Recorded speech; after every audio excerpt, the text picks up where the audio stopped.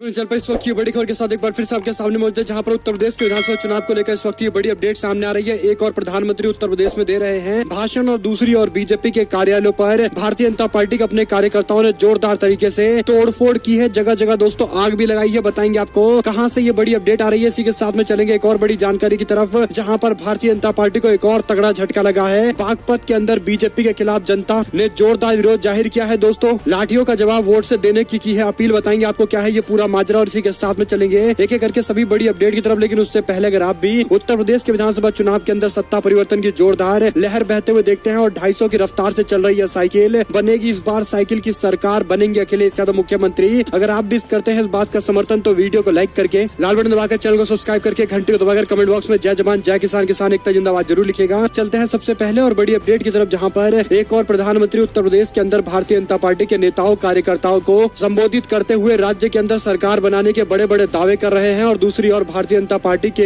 कार्यालय पर बीजेपी के कार्यकर्ताओं ने ही जोरदार तरीके से वार हमला करना शुरू कर दिया है। दोस्तों बता दें आपको कि मणिपुर में अगले महीने होने वाले चुनाव से पहले भारतीय जनता पार्टी के द्वारा चुनावों को लेकर उम्मीदवारों की लिस्ट जारी की गई थी। हालांकि कई नेताओं के टिकट कटने के बाद इतनी ज्यादा नाराजगी पूरे मणिपुर में देखने को मिली है कि निराशा के चलते पूरे प्रदेश भर के अंदर बीजेपी कार्यालय के सामने कार्यकर्ताओं ने जोरदार बवाल काटा है। यहाँ तक कि कार्यालय में घुस कर तोड़फोड़ की है। प्रधानमंत्री मोदी और मणिपुर के मुख्यमंत्री का भी जोरदार विरोध किया है। यहाँ तक कि दोस्तों पुतले तक जलाए गए हैं, साथ ही साथ नारेबाजी भी की गई है। बता दें कि उम्मीदवारों की सूची जारी करने के बाद ये इस तरीके का विवाद, इस तरीके का बवाल हो जाएगा, ऐसा किसी को उम्मीद नहीं थी। आपको बता दें कि बीजेपी के ज्यादातर कार्यकर्ता अपनी पार्टी पर हमला कर रहे हैं, दफ्तरों में तोड़फोड़ करके कह रहे हैं कि हमने जिस पार्टी को इतना ज्यादा बनाया, लेकिन उस पार्टी ने आखिरकार उन सभी लोगों को टिकट दे दिया जो बाहर से आकर पैसा देकर टिकट खरीद रहे हैं। यानी बीजेपी के इस बवाल के बाद कांग्रेस पार्टी के नेताओं ने भी फैसला लिया है कि राज्य के अंदर अब कई पार्टियों को साथ में लाकर गठबंधन के तहत ही चुनाव लड़ा जाएगा, ताकि ज्यादा से ज्यादा लोगों को एक साथ किया जाए और राज्य के अंदर एक बार फिर से सत्ता परिवर्तन करके कांग्रेस पार्टी अपने पुराने गढ़ को बचा सके। दोस्तों ये बड़ी अपडेट आ रही थी मणिपुर से जुड़ी हुई, जहां पर प्रधानमंत्री उत्तर प्रदेश में दे रहे हैं भाषण, लेकिन दूसरी ओर बीजेपी के अपने कार्यकर्ता काट रहे हैं बवाल। इसी के साथ में दोस्तों सड़कों पर भी आग लगाई गई है बीजेपी के कार्यकर्ताओं की तरफ से। एक और बड़ी खबर सामने आ रही है, जहाँ पर दोस्तों बागपत के अंदर बीजेपी नेताओं का जोरदार विरोध होता दिखाई दे रहा है। आपको बता दें कि बीजेपी के खिलाफ किसानों ने जबरदस्त आक्रोश जाहिर करते हुए लाठियों का जवाब वोट से देने की अपील की है। बागपत के सिवाल खास विधानसभा में कई बार बीजेपी के प्रत्याशी का विरोध हुआ है। विरोध जब बड़े स्तर पर पहुंच जाता है तो चर्चाएं बन जाती है। सच ये है कि बीजेपी के प्रत्याशी को किसानों के बीच जाने में काफी कुछ सुनना पड़ता है। सिवाल खास विधानसभा का कुछ हिस्सा यूं तो मेरठ जनपद में आता है, मगर उसकी प्रकृति बागपत वाली है। इसका ये कारण है कि विधानसभा शुद्ध रूप से शहरी आबो हवा से दूर ग्रामीण पृष्ठभूमि वाला है और ऐसे में किसान बहुल विधानसभा कहा जाता है, जहाँ पर सपा और आरएलडी काफी मजबूत है। गुलाम मोहम्मद को उम्मीदवार बनाया गया है। बीजेपी ने मनिंदर पाल को चुनावी मैदान में उतारा है। यूं तो कांग्रेस पार्टी ने यहाँ पर जगदीश शर्मा और बसपा ने नन्हे प्रधान को चुनावी मैदान में उतारा है। लेकिन दोस्तों स्थानीय लोगों की माने तो सीधा मुकाबला बीजेपी और आरएलडी के बीच में है। सिवाल खास विधानसभा के गाँव खिरवा के चौधरी मानते हैं कि पूरी विधानसभा जाट और मुस्लिम बहुल है। 80% लोग खेती करते हैं, सीधे किसान है। हमारे साथ दिल्ली में जिस तरीके का दुर्व्यवहार हुआ था उसका जवाब इस बार हम जनता के तौर पर उनको देने वाले हैं, यानी लठ का जवाब देंगे वोट से। खुले तौर पर किसानों का यही एक नारा है जो राज्य के अंदर कहीं न कहीं बीजेपी की स्थिति को डामाडोल कर रहा है। इसी के साथ में दोस्तों बीजेपी के सांसद रीता बहुगुणा जोशी हर तरीके से दम लगा रही हैं कि उनको अगर टिकट नहीं भी मिलता है तो कोई बात नहीं, लेकिन उनके बेटे को टिकट मिल जाना चाहिए। यहाँ तक कि अपने सांसद का पद भी छोड़ने को तैयार हैं। लेकिन दोस्तों जो अभी की जानकारी सामने आ रही है कि उत्तर प्रदेश के चुनावी तैयारी में जुटी बीजेपी को प्रथम चरण के चुनाव से ठीक पहले बड़ा झटका लगने जा रहा है। बीजेपी के सांसद रीता बहुगुणा जोशी के बेटे मयंक की समाजवादी पार्टी में शामिल होने की अटकलें काफी तेज हो गई है। समाजवादी पार्टी के नेता फकरुल हसन चांद ने दावा किया है कि मयंक आज शाम समाजवादी पार्टी का दामन थाम सकते हैं। इसको लेकर लखनऊ स्थित सपा के दफ्तर में महत्वपूर्ण तैयारी भी चल रही है। यानी बीजेपी के लिए पहले चरण के चुनाव से पहले इतना तगड़ा झटका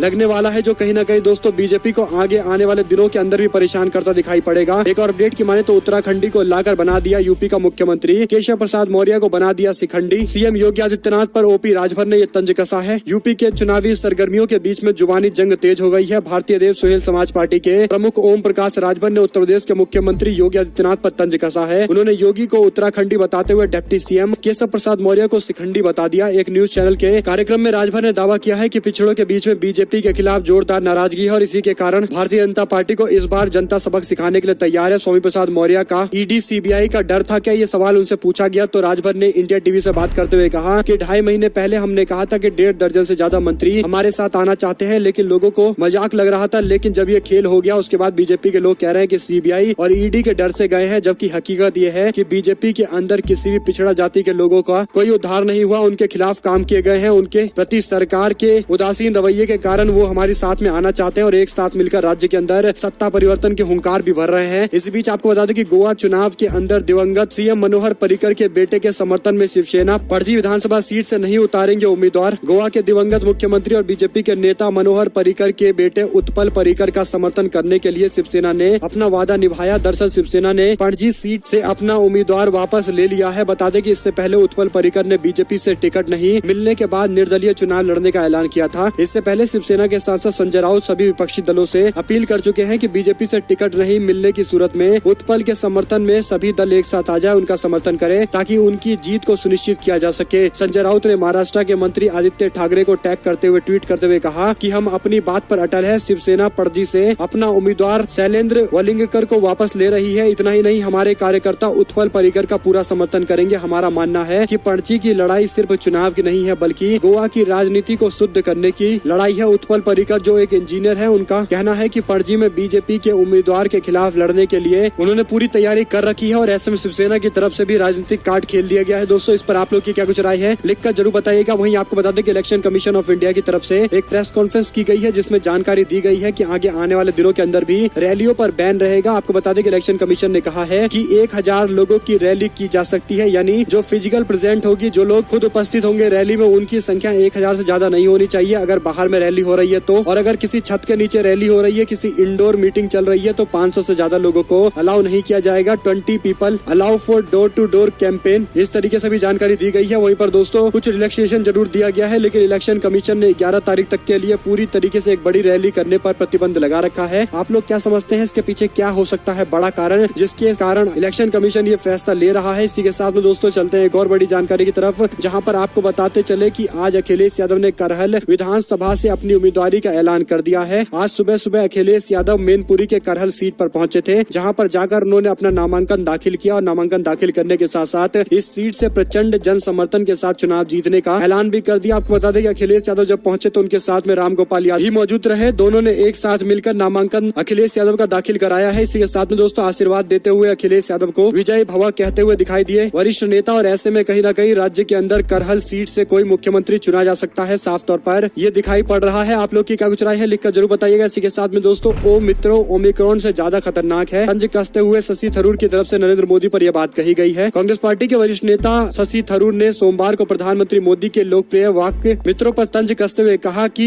ओमिक्रॉन से ज्यादा मित्रों खतरनाक है देश के लिए। और इसी वक्त उन्होंने कहा कि देश भर की जनता को यह समझना चाहिए कि मित्रों की वजह से जनता को कितना नुकसान हो रहा है। दोस्तों उनका सीधा निशाना नरेंद्र मोदी पर था, हालांकि उन्होंने बिना नाम लिए ये निशाना साधा है। इस पर आप लोग की क्या कुछ राय रहेगी, लिखकर जरूर बताइएगा। आप लोग लगातार हमारे साथ बने रहे, इसीलिए आप सभी लोगों का बहुत बहुत धन्यवाद। आप लोग देख रहे थे आपका अपना चैनल जय हिंद जय भारत वंदे मातरम। बहुत बहुत धन्यवाद।